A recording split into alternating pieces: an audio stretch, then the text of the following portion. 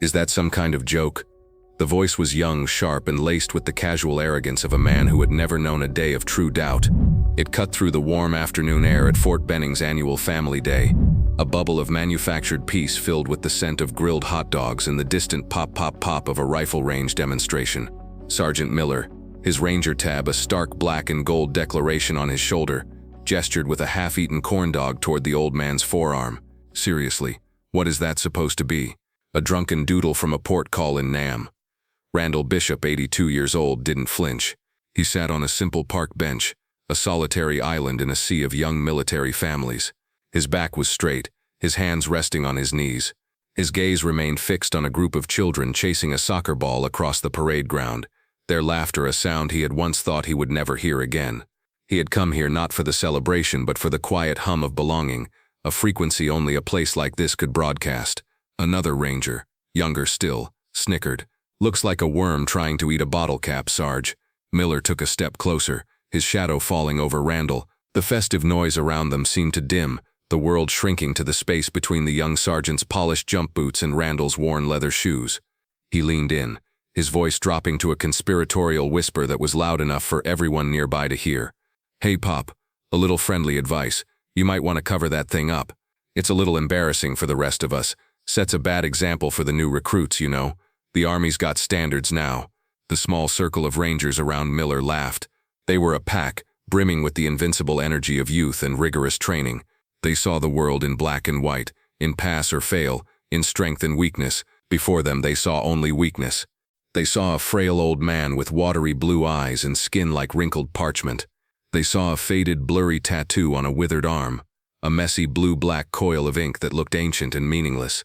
It was a relic, and in their world of cutting-edge technology and modern warfare, relics were meant for museums, not active-duty military bases. Randall slowly turned his head, his eyes finally meeting Miller's. There was no anger in them, no fear, only a deep, profound weariness, the kind that settles in a man's bones after a lifetime of carrying secrets. "It has its meaning," Randall said, his voice a low, gravelly rasp. Miller smirked, his confidence swelling with what he perceived as a victory. "Oh, I bet it does. I bet you've got a lot of stories. How you and your buddies fought off a whole battalion with a single rifle, right?" He straightened up and addressed his friends. "These old-timers, they love their war stories.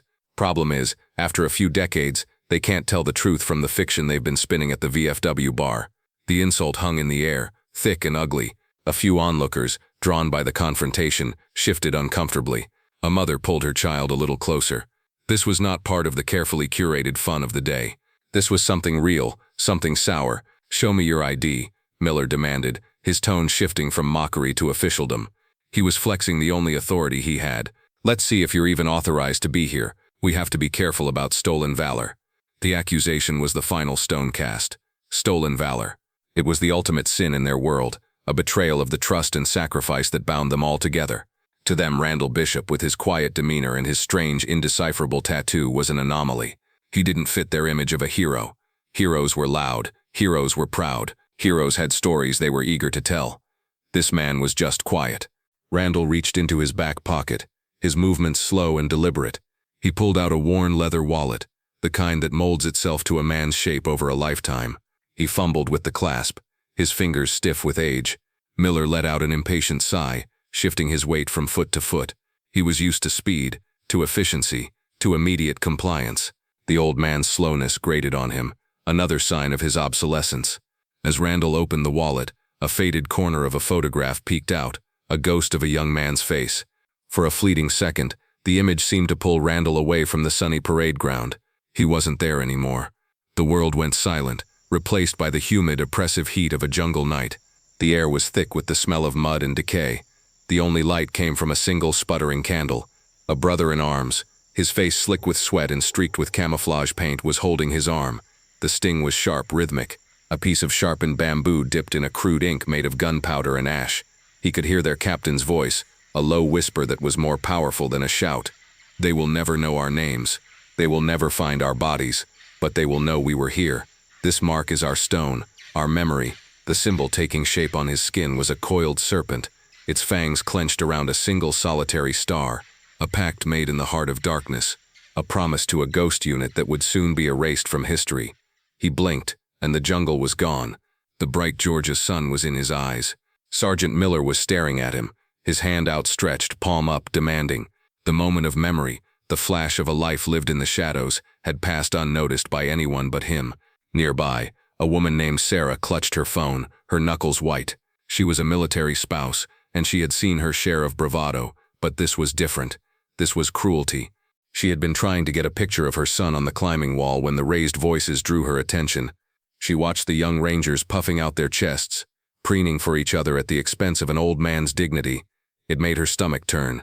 She knew she couldn't intervene directly. It would only make things worse. But she couldn't just stand there and do nothing. She remembered a conversation with her father, a retired command sergeant major, a man who had forgotten more about the army than these young rangers would ever know. He had always told her, respect isn't about the rank on the collar, it's about the miles on the soul. She quickly dialed his number. "Dad," she said, keeping her voice low, "I'm at the family day at Benning. There's a group of rangers here, and her father's voice on the other end was calm, but she could hear the steel underneath. "What's going on, honey?" She described the scene, the mockery, the insults, the demand for an ID. "They're making fun of his tattoo, Dad. It's old and faded. It looks like a snake with a star." There was a sharp intake of breath on the other end of the line, followed by a long, dead silence. For a moment, Sarah thought the call had dropped. "Dad, are you there?" "Sarah," he said, and his voice was completely different. It was tight, urgent, stripped of all warmth. "Describe the man." "What's his name?" "I don't know," she whispered. Just then Miller's voice carried across the lawn. "Come on, old man. The ID. Let's see it. What's your name?" "Randall Bishop. Never heard of you." Sarah relayed the name to her father. "His name is Randall Bishop." The silence that followed was even more profound than the first. When her father spoke again, his voice was a choked whisper. "Oh my God. Sarah, listen to me. Do not let that man leave. Do whatever you have to do, but keep him there. I'm making a call. You have no idea who you're looking at." The line went dead. Sarah stood frozen, her heart pounding. The crowd around the confrontation was growing, a circle of silent witnesses to a humiliation that was rapidly approaching its peak. She looked at Randall Bishop, at his quiet dignity in the face of such arrogance, and a chilling realization washed over her. The young rangers thought they were the predators, cornering their prey. They had no idea they were a group of children poking a sleeping dragon. The phone call from retired Command Sergeant Major Wallace hit the base commander's office like a lightning strike. The aide on duty, a young captain accustomed to scheduling meetings and fielding calls from politicians, was not prepared for the raw urgency in Wallace's voice. "I don't care if he's in a meeting with God himself," Wallace barked, his voice cracking with an emotion the captain couldn't place. "You get General Matthews on this line right now. Tell him it's about Night Adder." "Sir, I'm not familiar with that." "You don't have to be familiar with it, son. Just say the name." The captain rattled, put the call on hold, and burst into the general's inner sanctum without knocking. General Matthews, a man whose stern visage was etched onto the very soul of the base, looked up from a stack of reports, his eyes dark with annoyance. "This had better be a matter of national security, Captain," he growled. "Sir, I have retired Command Sergeant Major Wallace on the line. He's extremely agitated. He said to tell you it's about Night Adder, and that a man named Randall Bishop is on the main parade ground." The effect of those words was immediate and terrifying. The color drained from General Matthews' face. The pen in his hand slipped from his fingers, clattering onto the polished oak of his desk. His gaze shot to a small, unassuming frame on his credenza. It held a black and white photograph of a dozen young men in worn-out jungle fatigues, their faces gaunt and shadowed, but their eyes burning with an unsettling intensity. They were ghosts. They were all supposed to be ghosts. "My God," the general whispered, his voice hoarse. He stood up so quickly his chair scraped loudly against the floor. "He's alive." The formidable commander was gone, replaced by a man staring into the abyss of his own history. He grabbed the edge of his desk, his knuckles white. The captain stood frozen, witnessing a reaction he couldn't possibly comprehend. "Get my car," the general ordered, his voice a low, powerful command that vibrated with decades of authority. "Now, scramble the base honor guard. I want them on the parade ground in 5 minutes. Get Colonel Jennings from the Historical Archives. Tell him to bring the sealed files on Operation Night Adder. And get the Ranger Regimental Commander and his entire command staff. I want them standing on that field when I get there. Move." Back on the sun-drenched lawn, Sergeant Miller's patience had finally evaporated.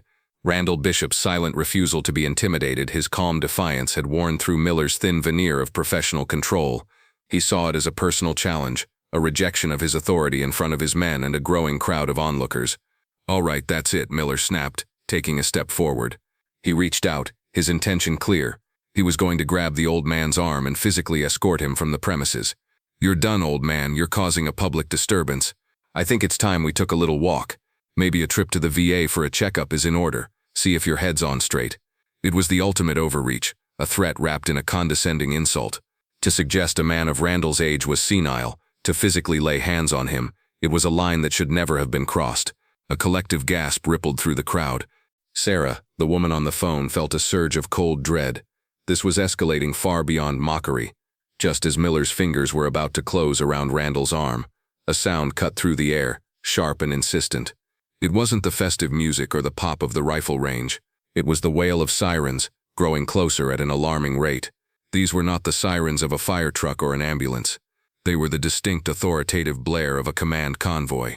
Heads turned, all eyes swiveled toward the main road. A fleet of 4 black staff cars, led by 2 MP vehicles with lights flashing, was speeding toward them. They didn't slow down. They drove directly onto the grass of the parade ground, scattering families who had been picnicking on blankets. The cars screeched to a halt, less than 50 feet from the confrontation, doors flying open before the vehicles had fully stopped. MPs in crisp uniforms fanned out, creating a wide, unbreachable perimeter. They moved with a silent, intimidating efficiency that immediately changed the entire atmosphere of the event. The festive air vanished, replaced by a tense electric silence. From the lead car, a figure emerged. The afternoon sun glinted off the 4 polished stars on his collar. General Matthews. He was flanked by his aide, the base command sergeant major, and a handful of other grim-faced, high-ranking officers. They moved across the grass like a force of nature, their eyes fixed on the small drama unfolding by the bench. The crowd parted for them as if by an invisible hand. Sergeant Miller and his rangers snapped to attention, their bodies rigid, their faces a comical mask of shock, confusion, and dawning terror. The corn dog was long forgotten, dropped in the grass. Miller's mind raced, trying to comprehend what was happening. Why was the base commander, a 4-star general, personally responding to a minor disturbance with a full-blown honor guard and his entire command staff? General Matthews strode past the petrified rangers as if they were statues. He didn't give them a single glance. His entire focus, his entire world, was the old man sitting on the bench. He stopped a few feet from Randall Bishop. For a long moment, the 2 men just looked at each other. An 82-year-old sergeant and a 58-year-old general, separated by decades but connected by a history that no one else there could possibly understand. The general's stern, weathered face seemed to soften, the hard lines around his eyes easing. He took in the faded blue-black tattoo on Randall's forearm, the coiled serpent, the single star held in its fangs. It was exactly as the archives had described it. Then, in an act that sent a shockwave through the silent crowd, General Matthews drew himself up to his full height, his back ramrod straight. He raised his hand to his brow and executed the sharpest, most meaningful salute of his entire decorated career. His voice, a commander's voice used to booming across entire formations, was clear and resonant, filled with an emotion that bordered on reverence. "Sergeant Bishop," he said, his voice carrying across the stunned silence, "it is an honor, sir." He held the salute, his arm rigid, a statue of pure, unadulterated respect. Slowly, painfully, Randall Bishop rose to his feet. He met the general's gaze, and with a weary grace that spoke of battles both seen and unseen, he returned a slow, tired salute. The gesture was a bridge across 50 years of forgotten history. General Matthews dropped his salute and turned to face the crowd, his eyes sweeping over the onlookers, the families, and finally settling with the weight of an avalanche on Sergeant Miller and his men. A colonel stepped forward, handing the general a thin file. "For those of you who don't know," the general began, his voice now cold as steel, "you are looking at a living legend. You are looking at the last surviving member of a unit that, until this morning, was considered a ghost. Military Assistance Command, Vietnam Studies and Observations Group, Task Force Night Adder." He let the name hang in the air. It meant nothing to most, but to the military historians and the high-ranking officers present, it was the stuff of myth. A unit so secret, its records were ordered sealed for 50 years. A unit that officially never existed. A unit comprised of the toughest men this army has ever produced, sent on missions that no one else would dare undertake. He opened the file. In 1968, during the Tet Offensive, an Air Force intelligence officer was shot down deep in enemy territory in Laos. He carried information that, if it fell into enemy hands, would have compromised the entire strategic operations in the theater. It would have cost thousands of American lives. The general paused, his eyes finding Randall's. The president authorized a rescue, but it was deemed a suicide mission. No conventional unit could get in and out, so they sent Night Adder, a 12-man team. They were inserted 50 miles behind enemy lines with one objective: get the pilot. They were surrounded, outnumbered 100 to 1. For 3 days they fought. They fought until their ammunition ran out. They fought with knives and with their bare hands. He looked down at the paper, though he didn't need it. They got the pilot. They got him to the extraction point, but the unit was overrun. The official record states the entire team was wiped out, lost in action, bodies never recovered. Their names were erased, their mission buried, all for the sake of national security. But the record was wrong. One man survived, wounded, alone, hunted for weeks. He made his way through the jungle and back across the border. This man, Sergeant Randall Bishop. A wave of awe and shame washed over the crowd. People were openly weeping. The young Rangers looked as though they had been physically struck. The faded tattoo was not a drunken mistake. It was a tombstone. It was a battle flag. It was the last vestige of a brotherhood of ghosts. The general closed the file with a sharp snap. His gaze, now burning with a cold fire, fell upon Sergeant Miller.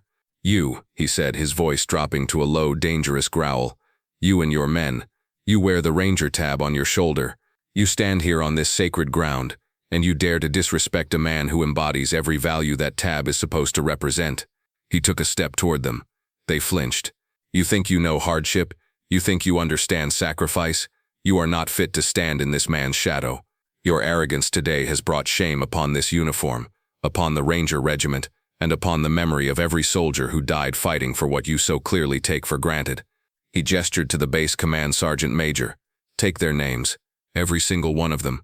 They will be confined to barracks, and they will each write a 10,000-word essay on the history of MAC VSOG, with a specific focus on Task Force Night Adder. They will deliver it in person to Sergeant Bishop's home with a formal written apology." He turned back to Randall, his expression softening once more. "Sergeant, Randall raised a hand, stopping him. "General," he said, his voice quiet but firm, carrying a wisdom that shamed all the anger in the air. "They're just kids, full of fire and vinegar. We were the same once.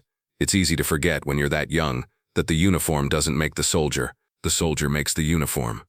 His words were not an excuse. They were a lesson in humility, grace, and the quiet strength that defined his entire life. As he spoke, the image of the tattoo seemed to sharpen in the afternoon light. The world flickered again. He was a young man again, barely 20, huddled in a dark, smoky hooch deep in the Laotian jungle. The air was thick with fear and camaraderie. Their captain, a man with eyes that had seen too much, held up a needle and a pot of ink. "There won't be a parade for us," the captain had said, his voice a low rumble. "There won't be a stone with our names on it. The world will never know we were here, but we will know. This symbol, this Night Adder, this is our stone, this is our promise to each other, that we did our duty, no matter the cost." He looked at the faces of his brothers, young men who would be dead in 72 hours, as they took the needle one by one, branding themselves as family, as ghosts. The story of what happened on the parade ground at Fort Benning spread like wildfire. The military spouse, Sarah, wrote a blog post that was shared tens of thousands of times. National news outlets picked it up. The Pentagon, facing a public relations nightmare and a genuine outpouring of support for the forgotten hero, moved swiftly. Within a week, a formal ceremony was held. In front of the entire base, General Matthews pinned the Distinguished Service Cross and a Purple Heart on Randall Bishop's chest, medals he had earned over 50 years earlier. The Army issued a public apology, not just for the incident, but for the decades of silence. As a direct result, a new training module on military history and the importance of respecting veterans of all eras was mandated for all incoming soldiers, starting with the Ranger Regiment. A few weeks later, Randall was sitting in his usual booth at a local diner, a quiet place where nobody knew his name, or at least pretended not to. He was stirring a cup of black coffee when the bell above the door jingled. A young man in civilian clothes walked in, looking uncertain. He scanned the room, and his eyes landed on Randall. It was Miller. He approached the booth, his posture no longer arrogant but hesitant, humbled. He stood by the table, shifting his weight. "Sir, Sergeant Bishop?" Randall looked up and nodded. "Son, sit down." Miller slid into the booth. He looked exhausted. He placed a thick bound document on the table between them. "This is my essay, sir, and my formal apology." Randall pushed it aside gently. "I don't need to read it. I only need to know if you understand it." "I do, sir," Miller said, his voice quiet. "I understand now. But, if you don't mind me asking, I don't want to know about the battle. The reports covered that. I want to know about the men you served with. What were they like?" And so Randall Bishop began to talk, not of firefights or ambushes, but of small human moments. He told a story about a man named Diaz who could make a gourmet meal out of sea rations. He talked about their captain who read poetry to them in the dark before a mission. He spoke their names, bringing the ghosts back to life, not as soldiers but as men. For an hour the young ranger listened, his preconceived notions of heroism and warfare being dismantled and rebuilt into something truer, something more profound. When Randall finished, Miller simply nodded, his eyes filled with a new understanding. He stood up, placed a $20 bill on the table. "For the coffee, sir. Thank you." He turned and walked out of the diner, a different man than the one who had walked in. Randall Bishop's story is a powerful reminder that heroes walk among us, their greatest battles often hidden from view. If you were moved by his courage and humility, please like this video, share it with others, and subscribe to Veteran Valor for more stories of unassuming heroes.